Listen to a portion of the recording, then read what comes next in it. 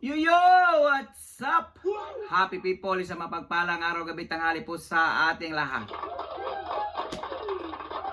For today's video mga koys, mga gayas. Nako po, kita nyo ba yung sa picture na yan?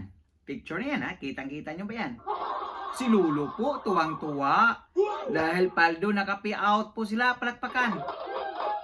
Hindi lang po si Lolo ha, mga lola at lolo, PWD, estudyante, teacher, at mga sundalo dyan sa City of Manila. Palakpakan. I mean police pala. At yung sa taas naman na picture mga koys, mga gayas. Oh, yan po yung mga tulunggis. Ayaw maniwala na may 24/7 ng batas dyan sa City of Manila. Kabahala kayo kung ayaw maniwala ha. Ayan po, paubos na po yung mga tulunggis most wanted dyan sa City of Manila sa kakahabol ni Yorme Isko Moreno, palakpakan. Sa mapagpalang araw po, mega love shoutout po sa ating lahat. Ayan. Kung bago po kayo sa aking YouTube channel, please follow, like, and share, and subscribe naman po. Ha? So ngayon mga kuis, mga gayas, itong mga tulunggis, mga kurimaw na mga amaw, mga most wanted rapists, criminals dyan sa City of Manila. Ayaw po nilang maniwala na may pamalaang 24/7 or 24 oras na pamalang lungsod ng Manila to be led by Yorme Isko Moreno. Kasi nasasanay kayo noon, mga animal kayo, mga tulunggis. Nasasanay kayo noon sa nakaraang administrasyon na pinabayaan, hinayaan lang kayo gumagawa ng kalukuhan dyan sa City of Manila. Pues, wala na. Hindi nagagana yung kalukuhan nyo ngayon.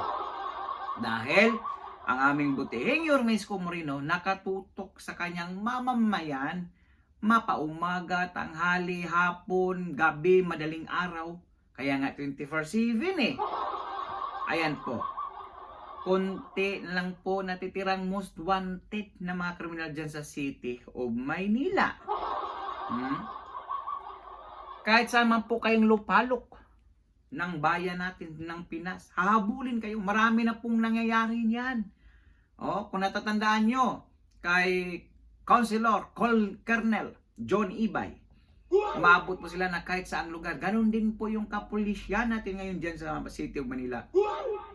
Pag nakagawa kayo ng mali dyan sa City of Manila, kriminal o rapist o kahit anong mga tulunggisang ginagawa nyo, hahabulin kayo. Ha?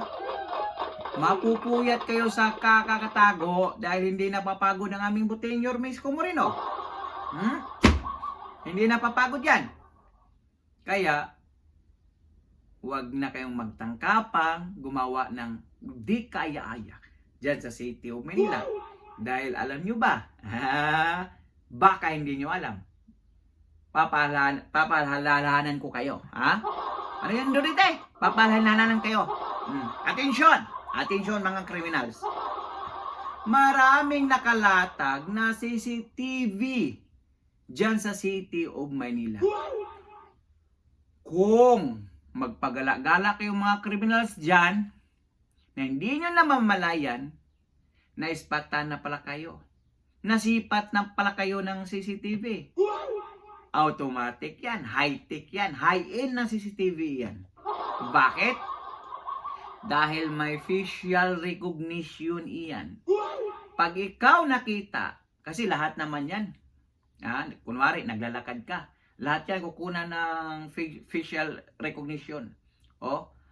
Pag once yung mukha mo naka-record sa database ng kapulisyan o kahit saang agencies dyan sa City of Manila na ikaw may record na criminals o kahit anong klaseng pagkakasala mo, huli ka agad dyan. Dahil maraming mga list po dyan nakalatag. Ganun po ka-high-tech ang City of Manila. At maliban pa dyan, mayroon pang isang napaka-high-tech, high-end, yung drones. Yung drones na bagong bili ni Yorme Isko Moreno na tinisting nung nakaraan. Yan ako po. Kung makakalusot kayo sa CCTV cameras dyan sa City of Manila, na kahit saan mga lupalok ng mga iskinita nilagay, baka sa drones hindi po kayo makakalusot. Ha? O hindi lang naman criminals yung gamit ng drones na yan. Mga disaster, dilubyo, ayan. Yung mga nag-rallyista na nagbibigay ng kaguluhan, huli din po yun. Maraming gamit po. Kaya nga high-tech, high-end pa. Palakpakan. Kita nyo naman yan sa baba. Sa baba sa picture. Ay naku po, si Lolo yan. Tuwang-tuwa. Nakapaldo kasi. Kaya marami na po kasi nagsasabi, nakakaingit talaga sa City of Manila. Bakit? Kasi updated yung payout nila sa senior citizen, sa mga PWD, allowances ng mga estudyante. Baka sana all ka na lang dyan sa City of Manila. Ako nga, taga ibang bayan ako, hindi ako taga Manila. Ang tatay ko, 64 years old na hanggang ngayon. Nga pa rin, wala pa rin natanggap sa kanyang pagka-senior citizen. Bakit kaya?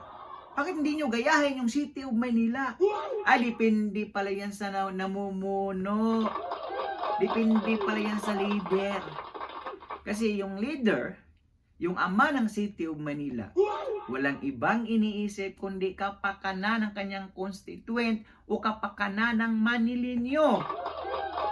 Yan dapat ang tularan yung mga mayor, mga congressmen, mga congressmen dyan, na puro lang kayo mga insertion dyan. Puro lang kayo mga ghost project dyan. Tularan nyo si Yormesco Moreno. Na kahit nababas man siya sa usaping basura, ngunit walang korupsyon na nangyayari. Bakit? Diyan po kasi patungo yung pira nila Yung tax nila sa basura, diyan po napunta. Kumbaga, binalik lang ni Yormesco Moreno sa kanyang constituent. Alam nga naman, kikita lang kayo. Ambag din pag may time. Ambag din pag may time. Huwag puro bulsa-bulsa lang ng pira. Kasi alam naman namin na marami kayong kita dyan sa City of Manila. Sentro ng kalakalan yan Diba? Daming tao dyan, mapaumaga, araw, gabi. Madaling araw. Maraming nagninegosyo dyan. Makita nyo mga basura nyo kung hindi hakutin yan. Diba ka? Magaya ng nakarang administration. Huwag nyo na iba si Yormesco Moreno. Dahil hindi po binubulsa ni Yormesco Moreno yung kita sa basura na yan. Yung tax. Andyan po, ayan, kita niya si Lolo. Dyan po binigay sa mga lula't lolo, PWD, estudyante dyan sa City of Manila. Kaya panawagan sa lahat ng mayors. Oy, kilos-kilos naman kayo. Baka may stroke kayo dyan. Gayahin nyo, Yormesco Moreno, City of Manila, Sos, kung ito pa sana presidente natin ngayon, mga kuhis magayas. Naku po! Napakarami ng paaralan, kondo, ospital ngayon sa buong Pilipinas. Kaya minsan nakakadismaya kayong mga botante Pag makita lang kayo ng color yellow sa panahon ng election, ay nakakalimutan nyo na yung mga magandang ginagawa ng isang politiko. Mga ganon. Background check muna. Kung hindi nyo pakilala si Yormesco Moreno.